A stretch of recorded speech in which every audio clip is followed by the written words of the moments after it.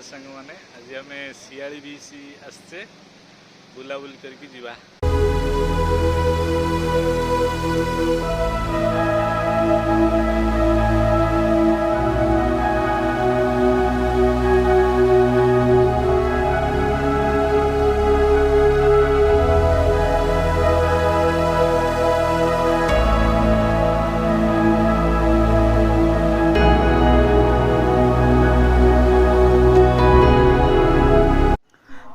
सांग मैंने आम आसी पहुँची जाइचे एरसमा बजार रे। एठू आउ 18 किलोमीटर शियाली बेलाभूमि।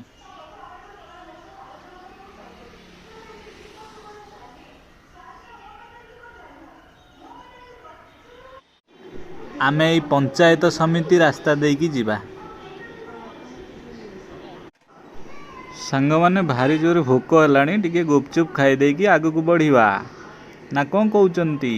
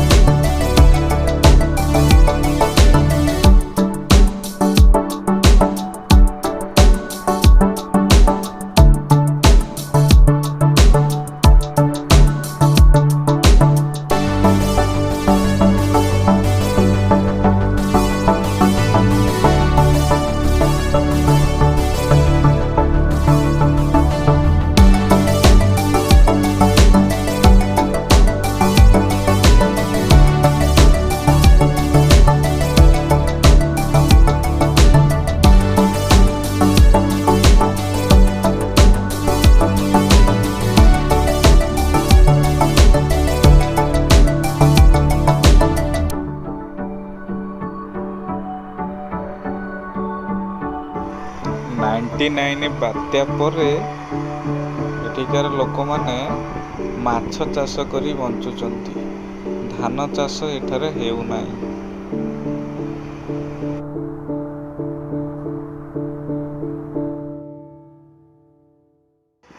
जुआड़े देखिबे सबुआड़े घेरी।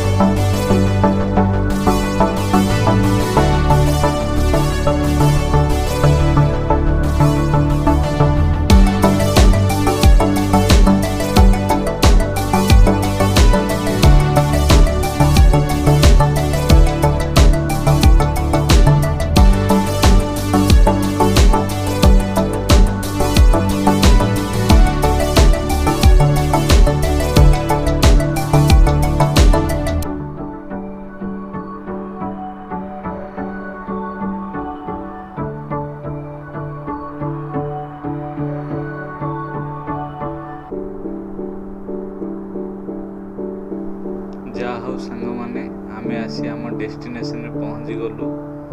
एबे आमे भीतर को जाई देखिबा परिवेश केमिति अछि।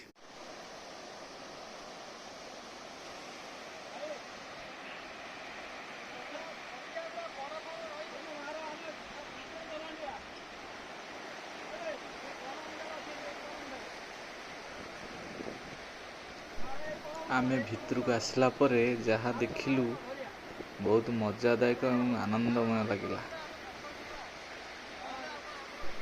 आपण माने टिके देखि नियंतु आम जालुआ भाई माने केमिति माछ धरुचंती।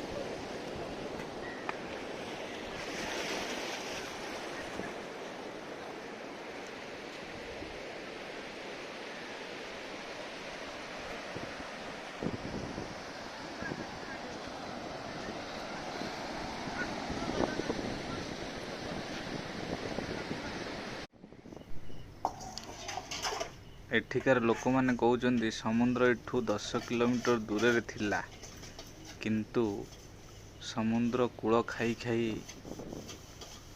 एते बाट आसी गलानी। आपण ये जो बिल्डिंग देखुचंदी एटा गोटे टावर बिल्डिंग। ये बिल्डिंग रो फाउंडेशन को मध्य खाई गलानी। आपण माने देखि पारथवे पत्थर रे सोलिंग करा जाईची पानी को अटकेया पाई एवं दुई पार्श्व रे ବଲ୍ହା ମଧ୍ୟ ପୋତା ଯାଇଛି। ଏହା ଦ୍ୱାରା ପାଣିକୁ ରୋକାଯାଇପାରିବ।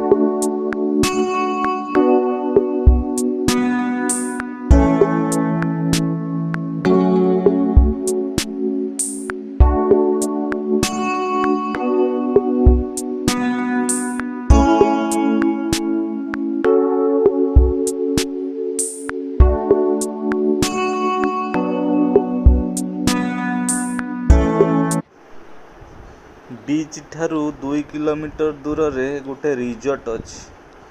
आपण चाहिए सिटी बुक करके रही पारिबे, बुलाबुली मध्य करि पारिबे। आपण माने आसंतु, थरे बुलिकी जातु, केमिति लागिला कमेंट करंतु।